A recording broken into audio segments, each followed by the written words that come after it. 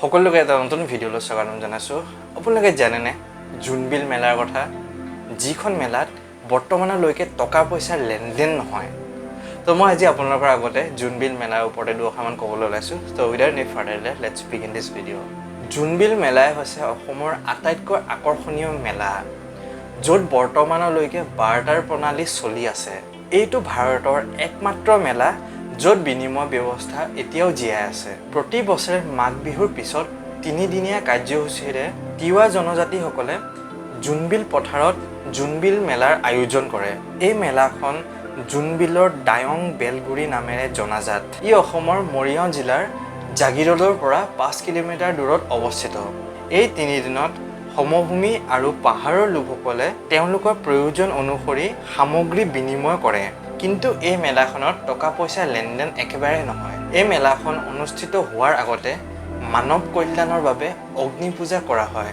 এই মেলাৰ বিষয়বস্তু হৈছে উত্তৰ পূব ভাৰতত সিঁচৰিত হৈ থকা বিভিন্ন জনগোষ্ঠী, জনজাতীয় আৰু সম্প্ৰদায়ৰ মাজত ভাতৃত্ববোধ স্থাপন কৰে।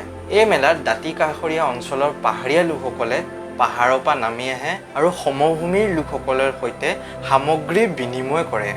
সাধাৰণতে দেখা পোৱা যায় যে পাহাৰীয়া লোকসকলে হালধি, আদা, মছলা, ফল মূল ইত্যাদি এনেধৰণৰ বস্তুবোৰ আনে আৰু সমভূমিৰ লোকসকলে চাউল, মাছ, পিঠা ইত্যাদি সামগ্ৰীবোৰ আনে, যিবোৰ পাহাৰত সাধাৰণতে উপলব্ধি নহয়।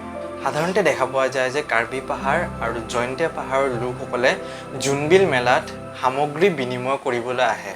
অসমৰ প্ৰায় 10,000 জনজাতীয় গাঁওবাসী ইয়ালৈ আহে আৰু এই মেলাত সকলো পাহাৰ আৰু সমভূমিৰ লোকসকল লগ হয়। তেওঁলোকে এই 3 দিনত এটা বৃহত্তৰ ডাঙৰ পৰিয়াল হিচাপে মুহূৰ্তবোৰ ইজনে সিজনৰ সৈতে ভাগ বতৰা কৰে আৰু এই 3 দিন তেখেতসকলে এটা গোট হিচাপে একেলগে ভোজন কৰে।